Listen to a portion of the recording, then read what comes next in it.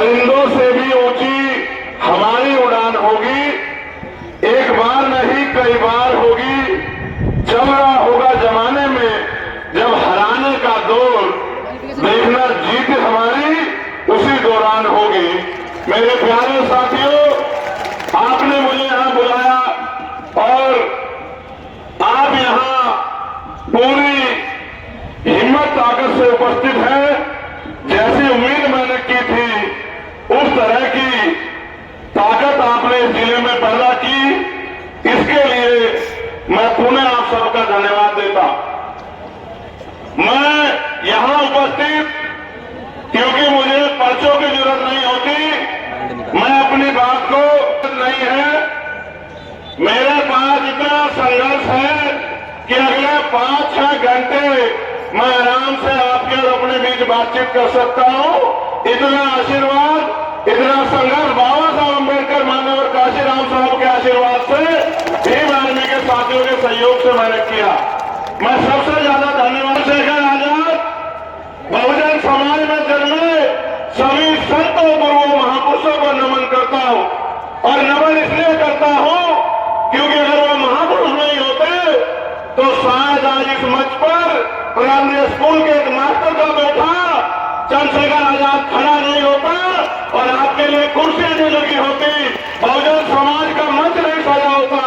इसलिए मैं महामानव तथागतपुर से लेके संत श्रोमणी सतगुरु रविदास जी महाराज, भगवान वाल्मीकि महाराज, गुरु नानक देव, संत कबीर, राष्ट्रपिता ज्योतिबा फूले, छत्रपति साहब जी महाराज, डॉक्टर बाबा साहब अम्बेडकर, महामना रामस्वरूप वर्मा, संत गाडगे जी महाराज, नारायण गुरु,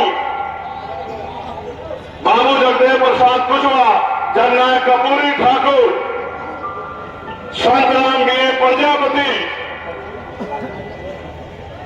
उनके साथ साथ माननीय दीनदयाल अम्बेडकर को भुला दिया था। माननीय काशीराम साहब उनके बीच संघर्ष कर रहे थे। जब माननीय संघर्ष कर रहे थे तो काशीराम साहब के संघर्ष के दिनों में आरपीआई के बड़े नेता माननीय काशीराम साहब को नीचा दिखाने का काम करते थे। बार बार उनको ये एहसास कराने का काम करते थे कि वो तो नए आदमी हैं, उनको क्या पता है, बाबा साहब का कारवा तो हम लोग चला रहे हैं। लेकिन माननीय काशीराम साहब का उदय आप याद करो, उन्होंने बाबा साहब को उस तरह नहीं जाना जिस तरह से उनके लेफ्टिनेंटों ने जाना। उन्होंने बाबा साहब को इस तरह जाना कि जब माननीय दीना भाना वाल्मीकि साहब ने उनको एनिलेशन ऑफ कास्ट एक किताब दी पढ़ने के लिए, और माननीय काशीराम साहब ने बाबा साहब के विचारों को जाना और उन विचारों के जानने के बाद उन्होंने क्लास 1 की नौकरी को लात मार दी। आज हमारे लोग नौकरियों के पीछे भागे फिरते हैं। माननीय काशीराम साहब ने नौकरी को लात मारते हुए कहा कि बाबा साहब अम्बेडकर हमें मालिक बनाना चाहते थे, हम आज भी देश में नौकर बन रहे हैं। नौकर चाहे क्लास 1 का हो या चतुर्थ श्रेणी का, 4th क्लास का हो, नौकर नौकर होता है।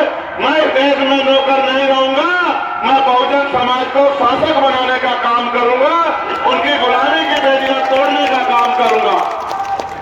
आज महसूस करो जिन्होंने आज उनके परिवार से हमारे मुखिया के रूप में माननीय दलबारा सिंह ने हमारे बीच है। मैं जब मैं पंजाब जाता हूं उनसे आशीर्वाद लेने के लिए, तो उनके मन में मैं आपको कड़वी बात कह रहा हूं, इसको दिल में लगाना मेरे लोगों।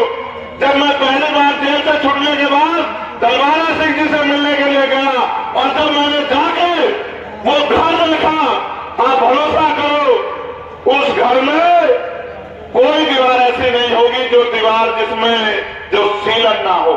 उस दीवार में कोई घर की एक ऐसी दीवार नहीं होगी जिसमें तीर ना रही हो। उसमें टूटे हुए लकड़ी के दरवाजे और छत पे बना हुआ हाथी। और जब मैंने उसको देखा मेरा कलेजा रो पड़ा कि जिस रहबर ने अपनी पूरी जिंदगी, मैं उनसे चाहूंगा कि वो आंसू न बहाए, उनके आंसू हम लोग नहीं देख पाएंगे। मैंने जिस रहबर ने अपनी पूरी जिंदगी हम लोगों को जवान देने के लिए लगा दी, उस रहबर के परिवार को क्या देखना पड़ा। ये बात जब मैंने महसूस की, मेरे दिल में इतनी दर्द महसूस हुआ और मैंने उस दिन ठान लिया था कि अपने जीते जी मान्यवर काशीराम साहब के अधूरे सपने को पूरा करने के लिए जो भी योगदान होगा हम लोग करने का काम करेंगे, चैन से घर नहीं बैठेंगे। मैं इनसे मिलकर आया, एम्स जैसा हॉस्पिटल बनना चाहिए जो गरीबों को भी आसानी से अच्छे इलाज मिल सके। इस क्षेत्र में बेरोजगारी की समस्या है, नौकरी रोजगार करने के लिए दूसरे प्रदेश में जाना पड़ता है। मैं आपको विश्वास दिला कहता हूं कि हम लोग पहले दिन से इस बात पे लगेंगे कि यहाँ इंडस्ट्रियल एरिया लग के यहाँ के नौजवानों को रोजगार मिलने का काम हो, उनकी जेब में पैसा आए, उनके माँ बाप की जिंदगी बदले, उनके घरों की जिंदगी बदले। जो पढ़े लिखे नौजवान हैं उनको बेरोजगारी भत्ता दिलाने का काम हम लोग करेंगे।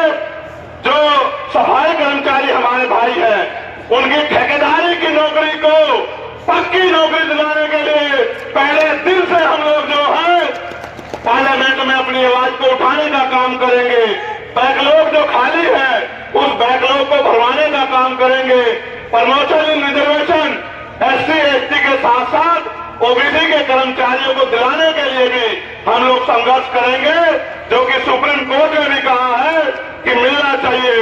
हम लोग इस क्षेत्र में उद्योग लगाने का काम करेंगे, पुरानी पेंशन को भी हम लोग लागू कराने का काम करेंगे। पुरानी पेंशन हमारा बड़ा मुद्दा रहेगी कि हम पुरानी पेंशन पर चर्चा कराएं।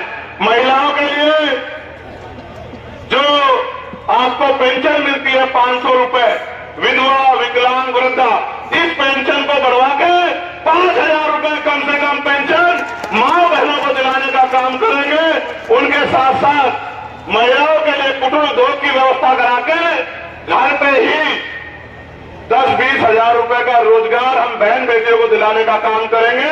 आज मैं देखता हूं मेरी माँ को घर चलाने के लिए खेतों में जाके मेहनत मजदूरी करनी पड़ती है, भट्टों में जाना पड़ता है, कोयलों में जाना पड़ता है, पूरे दिन गर्मी में सहना पड़ता है। उनके हाथों में लाइनें भी बढ़ गई हैं, जो कुदरत ने लाइनें पैदा की हैं उससे भी 100 लाइनें उनके हाथों में बढ़ गई है। इस बेबसी की जिंदगी को ज्यादा दिन हम लोग नहीं रहने देंगे। इस बेबसी की जिंदगी को हम लोग खत्म करने का काम करेंगे। एक बड़ी समस्या नगर निगम में जो ठेकों की है उसमें मैं पहले कह चुका हूं कि समान काम समान वेतन हम लोग लागू कराने का काम करेंगे। अब मेरी बात पे आप गौर करो, जब इस देश में नेताओं को, अधिकारियों को पुरानी पेंशन मिलती है तो कर्मचारियों को भी पुरानी पेंशन का लाभ मिलना चाहिए, नहीं मिलना चाहिए? आप लोग बताओ, दोनों हाथ उठा के बताओ, मिलना चाहिए नहीं मिलना चाहिए? जो 500 रुपए पेंशन मिलती है महिलाओं को, 500 रुपए में अच्छा जूता भी नहीं आता, क्या उनकी पेंशन 5000 रुपए होनी चाहिए नहीं होनी चाहिए? बताओ। आशा कार्यकर्ता को, आंगनबाड़ी कार्यकर्ता को, भोजन माता को, मैं गांव में गया था, बैताल का गांव है वो, एक बहन मुझे वहां मिली, उसने कहा बहुत कम वेतन मिलता है। मैंने उनसे वादा किया था कि पार्लियामेंट में जाके आशा, आंगनबाड़ी, भोजन माताओं के लिए बढ़िया जो है उनके वेतन वृद्धि कराने के काम के लिए हम लोग संघर्ष करने का काम करेंगे, उनकी आवाज को उठाने का काम करेंगे। अब इस देश में जो चल रहा है उस पर भी बात करते हैं।